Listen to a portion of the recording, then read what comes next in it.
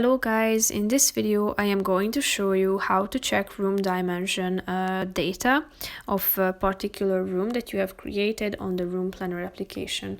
But first I just want to mention, don't forget to subscribe to my channel because at 10,000 subscribers I am going to show you my whole YouTube revenue statistics and growth strategy, how to make money online. So let's jump into it. First of all, open the application on your phone. After that, tap on the home icon down below and select a room that you are interested in. Tap on the room itself and click on properties in the left side of the screen. Scroll down till you find the room dimension section. Here you can find 6 information or aspects of your created room. These are simple data such as the room area, wall thickness, room width, room length, ceiling height, change floor plan scale. So here you can change it if you want to.